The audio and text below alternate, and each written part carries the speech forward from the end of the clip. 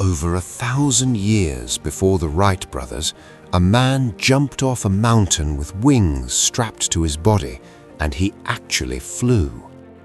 His name was Abbas ibn Firnas. The year was 875 AD, and almost everything you've been taught about the history of human flight starts 1,000 years too late. In this video, we're going to trace the full arc from a fearless scholar in 9th century Spain all the way to the engineers designing hypersonic aircraft and commercial spacecraft today. And I promise you, the story is way stranger and more interesting than any textbook will tell you. Abbas ibn Firnas was a polymath, poet, musician, engineer, astronomer, chemist. He lived in Córdoba, which in the 9th century was one of the most advanced cities on Earth.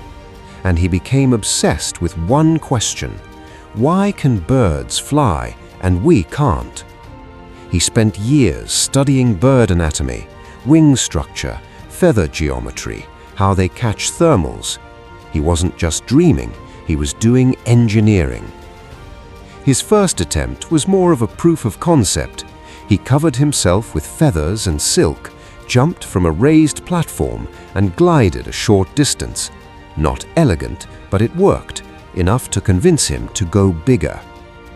In 875, he launched from a hilltop outside Córdoba with a full glider apparatus. Witnesses say he stayed airborne for many minutes, genuinely soaring. The landing? Rough. He injured his back. He later said, and I love this quote, he said birds land using their tails, and he had forgotten to design one.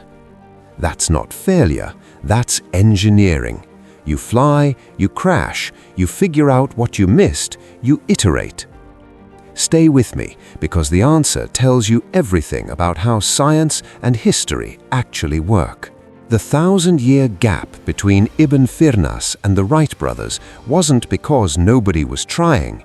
It's because powered flight requires a very specific combination of three things coming together at once: aerodynamic understanding, structural materials, and a power source light enough to get off the ground. For 1,000 years you could have two of those, never all three. Leonardo da Vinci spent decades obsessed with flight in the late 1400s. His notebooks are filled with hundreds of designs: ornithopters, helical screws, hang gliders. Some of his glider concepts were structurally sound, but Leonardo had no engine. Human muscle power simply can't generate the thrust-to-weight ratio you need for powered flight.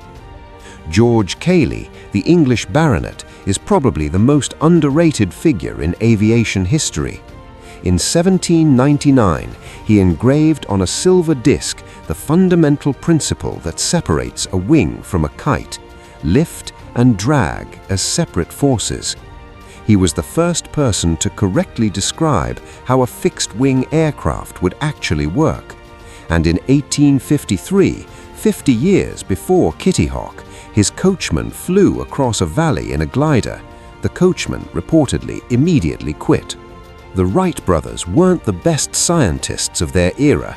They were the best engineers. They built their own wind tunnel. They tested over 200 wing profiles. They designed their own engine, 12 horsepower, 170 pounds, light enough, powerful enough. December 17, 1903, 12 seconds of flight, 120 feet. The world changes. What happened next was almost violent in its speed. Within 15 years, aircraft were being used in World War. Within 25, Lindbergh crossed the Atlantic solo. Within 44 years of the Wright brothers, Chuck Yeager broke the sound barrier in the Bell X-1, 770 miles per hour, Mach 1. The sky was no longer a limit.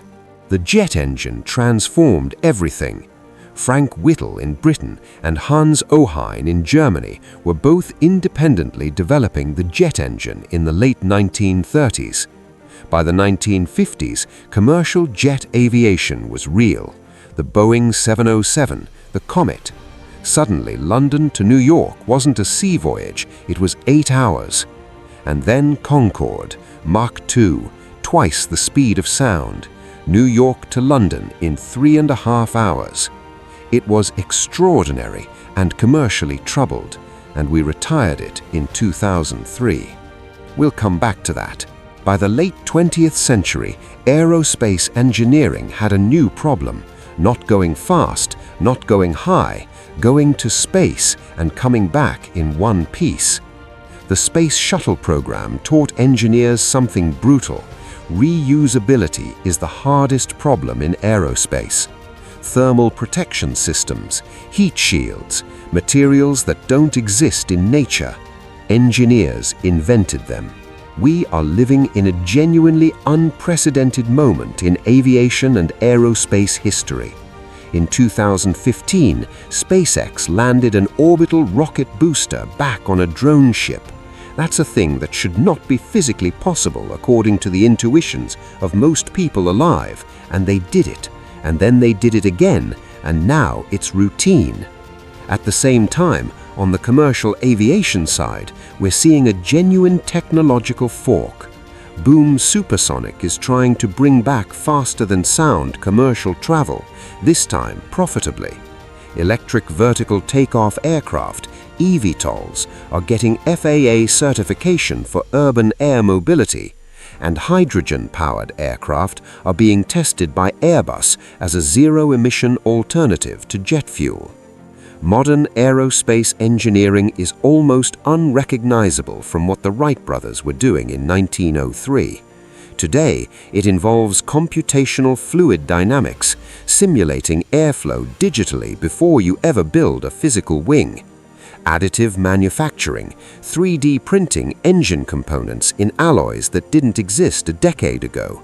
AI-assisted design tools that iterate through thousands of structural configurations overnight. But here's what I keep coming back to.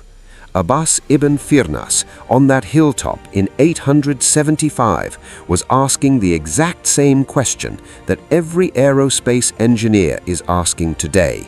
How do you take a human being, fragile, earthbound, gravity-bound, and get them off the ground? How do you go higher? How do you go farther? How do you come back in one piece? The materials changed, the math got more sophisticated, the engines went from silk and feathers to titanium and liquid oxygen, but the question never changed.